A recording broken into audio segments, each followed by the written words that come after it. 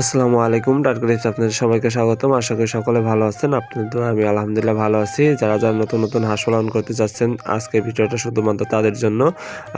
অল্প খরচে, একেবারে সীমিত খরচ। আপনার কাছে যদি 10,000 টাকা পুঁজি থাকে, 10,000 টাকা দিয়ে আপনি হাঁস পালন শুরু করতে পারেন, তাতে কোনো সমস্যা নেই। আপনার বাড়িটা যদি বিলের আশেপাশে কিংবা এই যে ধান ক্ষেতের আশেপাশে হয় বা কোনো পুকুরের আশেপাশে হয়, তাহলে ভিডিওটা আপনার জন্য। আমি 150 হাঁস পালে 150 হাঁসে আমার প্রতিদিন খরচ হয় মাত্র 50 টাকা, যখন ডিম আসা শুরু হবে।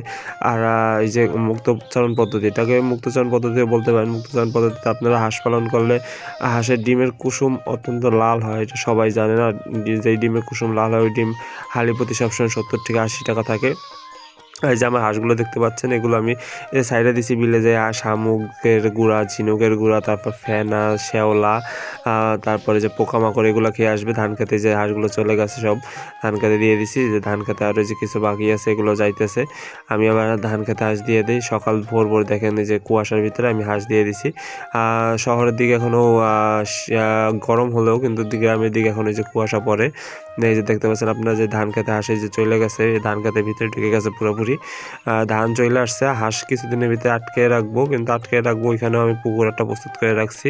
আবার বাড়ির ভিতরে আমার আবার ছোট হাঁসের বাচ্চাও আছে। এগুলো হচ্ছে বাড়ির ভিতরে ছোট হাঁসের বাচ্চা। এগুলোকে সাথে দেখতে পাচ্ছেন যে এগুলো আমি কিন্তু সরাসরি ফিড দিতেছি না। ফিডের সাথে চাল আছে, চালের সাথে ভুট্টার গুঁড়ি আছে, গমের গুঁড়ি আছে, এগুলো মিলিয়ে দিতেছি। কিন্তু এগুলো খাওয়াইলে হাঁস দ্রুত বড় হয়। এই জায়গায় প্রায় 50টার মতো বাচ্চা আছে। এগুলোকে আমি এরকম খাবার দেয়। আর এগুলো পানি এত দেওয়া যাবে না। আর অনেকে হাঁস বুটারে দেন কিংবা ফার্মে পালেন, আমি ওরকম না। আমি সরাসরি খোপের থেকে সাইডে দিয়ে, খোপের থেকে ভিতরে বাচ্চা থাকে, খোপ থেকে সাইডে দিয়ে আমি সরাসরি মাটিতে দিয়ে দিছি।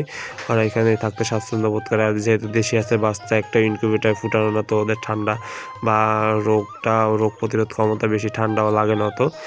ওরা দেখেন কি সুন্দর স্বাচ্ছন্দ্য বোধ করতেছে। ওরা ঠিক আছে, যথেষ্ট ভালো অ্যাক্টিভ, দেখতে পাচ্ছেন মাশাআল্লাহ। আর যারা এরকম হাঁস পালনের ভিডিও পেতে চান বা হাঁস পালন দেখতে চান বা হাঁসের রোগ ব্যায়াম প্রতিরোধ সম্পর্কে জানতে চান, যাদের হাঁসের সম্পর্কে জানার আগ্রহ, তারা অবশ্যই একটা কমেন্ট করবেন, চ্যানেলটা সাবস্ক্রাইব করে রাখবেন। আর আপনাদের কোনো সমস্যা হলে আমাকে বলতে পারেন, আমি সকল সমস্যার সমাধান দিতে চেষ্টা করবো ইনশাআল্লাহ। আর ভিডিওতে অবশ্যই মাশাআল্লাহ লিখে যাবেন, আর চ্যানেলটা সাবস্ক্রাইব করে একটা লাইক দিয়ে যাবেন। আর যদি কেউ এরকম দেশি হাঁসে বাচ্চা নিতে চান, তাহলে আমার চ্যানেলের ডিসক্রিপশনে আমার হোয়াটসঅ্যাপ লিঙ্ক দেওয়া আছে। এখান থেকে আপনার হোয়াটসঅ্যাপে ঢুকে অবশ্যই হাঁসের বাচ্চা নিতে পারবেন। আর দেশি হাঁসের বাচ্চা সম্পূর্ণ মুরগি রুমে ফুটানো, কোনো ইনকিউবেটারে না।